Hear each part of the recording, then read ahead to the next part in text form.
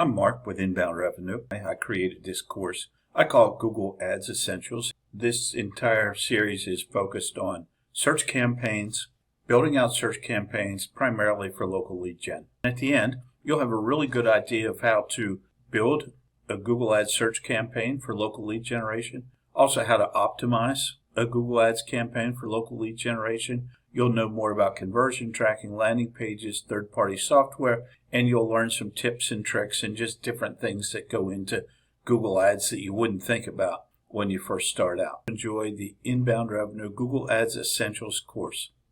The very first thing that you'll encounter when setting up a new Google Ads campaign is campaign objective. I'm going to show you which campaign objective we choose and why, and also why it doesn't matter. To start a new campaign, you click on the new campaign option. There's a number of ways you can get to that, but in the end, you're going to have to start a new campaign and you'll come immediately to this screen. This screen says choose your objective. There's a number of options here. Now, if you're generating leads, it would make sense, you would think, to select leads. Or if you're trying to generate sales for an e-commerce business, to select sales.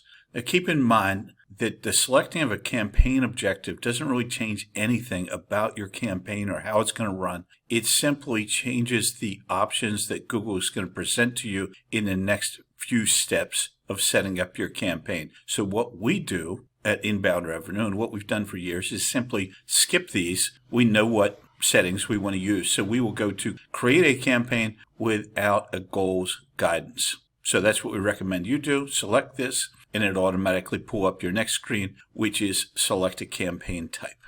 There's 7 different types of campaigns. There's a campaign for trying to drive apps, downloads of your app. There's campaigns for YouTube called video. There's campaigns for your shopping or e-commerce site called shopping. There's display campaigns that are just display ads that run on the Google Ads network and various different sites that they work with, like Wall Street Journal and things like that. There's demand gen, which is a general campaign that's going to show up all different places and properties that Google owns. These are typically not what you want for local lead generation. There's Performance Max, also not what you want for local lead generation. So what do you want for local lead generation? You want to select a search campaign. So we will highlight search, and that'll take us to the next step. We've selected our campaign type. We're going to skip right past goals for now. We're going to come back to conversion tracking at a later time. We're going to continue right past this. And we're going to come to campaign name. Now is the time where we make another big decision. How are we going to name this campaign? Now, the most important thing that I think is critical for naming your campaigns is to A, be consistent, and B, use English-like language. I've seen a lot of campaigns that are called AB-KW-1237862- blah. Who knows what all that means? Let's be simple. Let's name it something using English-like words that will mean something to people. Typically, what we do is start with the date. So in this case, I'm going to go February 2025. Why is that important? Because once you've got 5, 10, 15 campaigns built out in an account, or if you're working in an account that has existing campaigns and you go to find one, it's really helpful to know. It is just an easy way to find out when you build it. Now, you don't have to do it in this order, but then we would typically say search, and then we might say, the location, or you might say pressure washing. And you might say, Roanoke, Virginia. Something that basically allows you quickly to look at this campaign and know what it's about, when it was created, what type of campaign it is, what you're focused on, what your area is, whatever makes sense to you. I always use these pipes between each word to make it more readable. I'm going to start with the date, Feb 2025 is when I happen to make this video. I'm going to call it search. I'm going to do landscaping, and I'm going to say it's in Tampa. So there we go.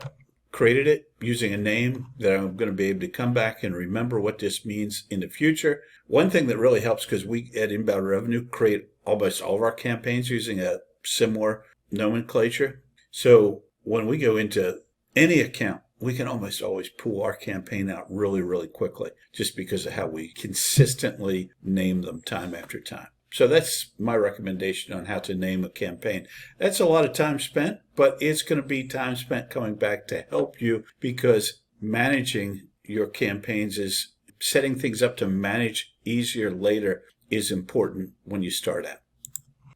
We selected a campaign objective, we selected a goal, we named our campaign, and now we're going to go to the next step, which is where we look at the networks that we're going to run our Google Ads in. I'll show you which ones to select and which ones to deselect.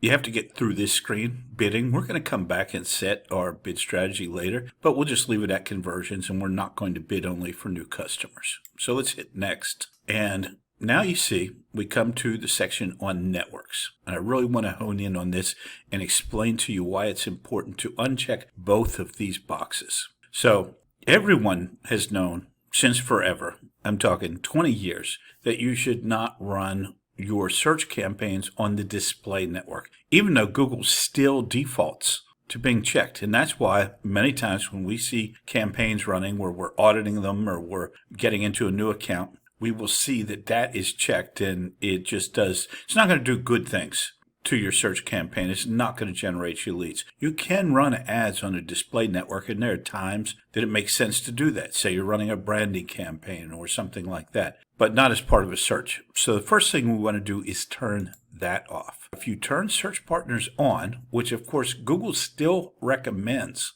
what we found is up to 900% of your traffic will go to search partners, and it will generate a flood of junk conversions, junk calls, job calls, people that don't speak the language, people out of your area.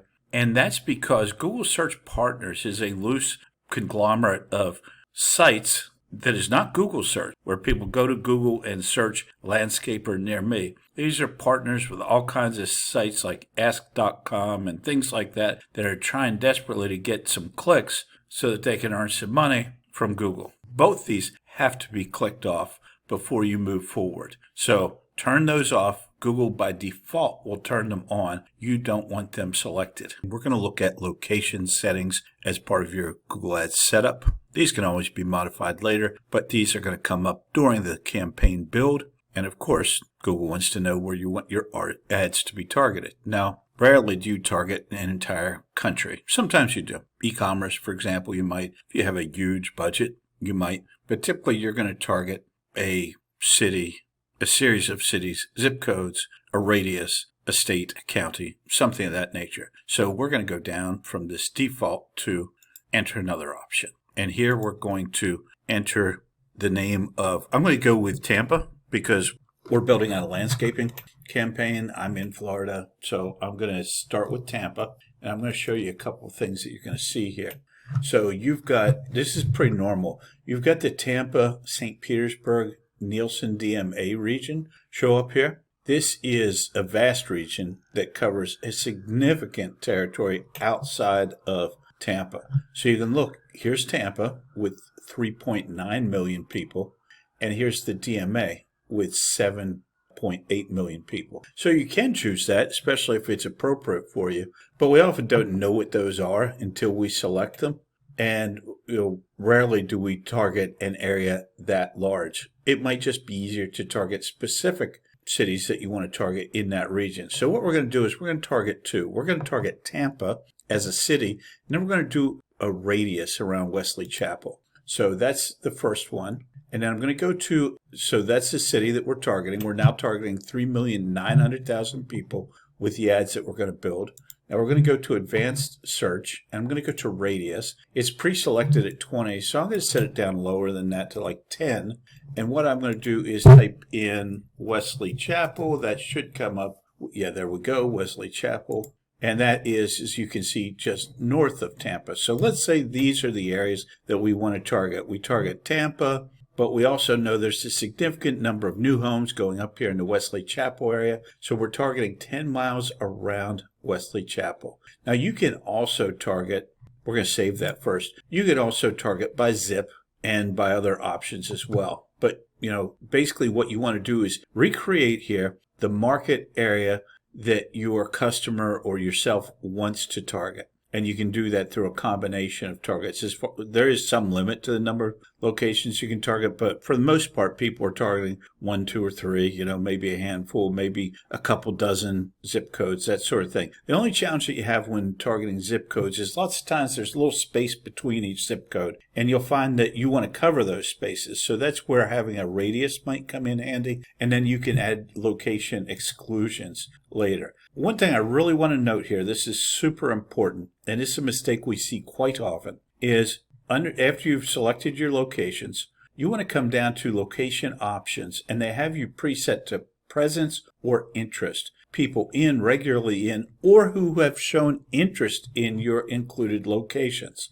And again, this is a setting that is recommended by Google that's not recommended by anyone that builds Google Ads campaigns on a regular basis. You want to check people in or regularly in your included locations. Now, there are exceptions to that. Let's say, for example, you are a tourist destination. Maybe you rent paddle boards, or you rent a party bus or something like that. In that case, you may want people from all over the country who are interested in Tampa because they're coming there on vacation. But if you're a landscaping company, a roofer, you're anyone doing local services, you don't want people outside the area that have shown interest. You want people who are regularly in or in that location. So you'll want to select this 9 times out of 10. So that's our location targeting portion of the video. I'm going to walk you through how to set up location exclusions to your new campaign as you're building it. You can also set these up later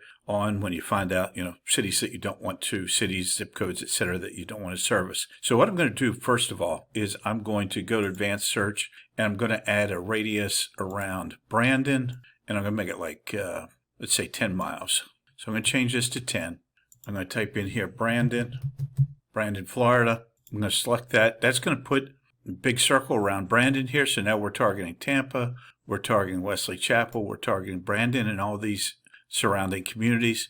Okay, great. I'm going to save that. Now I want to go back into and find Riverside. Let's see if I can find, I think that's the name of it. Did I have that correct? Riverside, Florida. Now, instead of including that, we're going to decide that for some reason or another, we're going to exclude that. Perhaps it's not an area that you service. Perhaps it's not an area that your franchise is allowed to appear in or work in. Maybe it's a neighborhood that's, not as affluent and you sell a high-end product. So now we're going to go over to, instead of include, we're just going to exclude that. So now that has been excluded from our search. So you will have searches, your ad show up 10 miles around Brandon, you'll have it show up in Tampa, you'll have it show up 10 miles around Wesley Chapel, but you won't have your ad show up in Riverside. You can set up exclusions by zip code, by city, by state, all the same ways basically that you can set up an inclusion, you can set up an exclusion. And that's important to not show your ads where you don't want to, especially when you're targeting a large area, but there's specific regions or cities or zips within that area that you don't want your ads to show. One thing I'm going to touch on quickly, just because it's an issue that comes up from time to time, by default, you're typically going to be set to English in the US.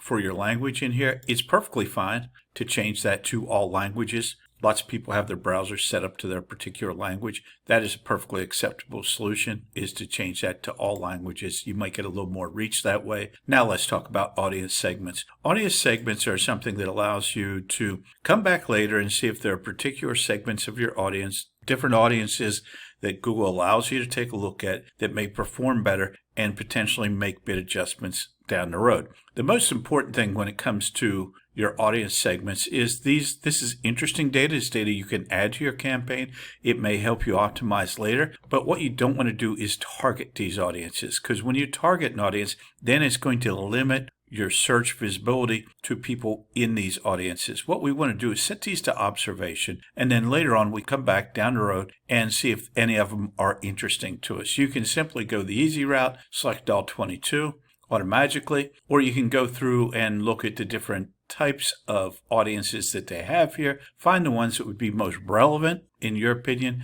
to the service that you're promoting. Let's say general contracting and remodeling services, that might be a common one. So travel might be common, just whatever is relevant. If you're in, real estate, There's one for financial services. So you can select these audiences in advance, something you come back later and do bid adjustments. If you find that these audiences are performing particularly well, there's ways to go in and see the performance of the campaign for these audiences later. The important thing to note is you don't have to select any audiences. It's a nice optimization trick to have in your back pocket for later that might be useful. But if you do set audiences, always set them to observation. If you set them to targeting, you'll notice that you have almost no search volume typically for your campaign, and you're probably going to eliminate a lot of potential leads that you would receive. So initially, when you're setting up your Google Ads campaigns, this video was produced in February of 2025. Things might change later on. Two important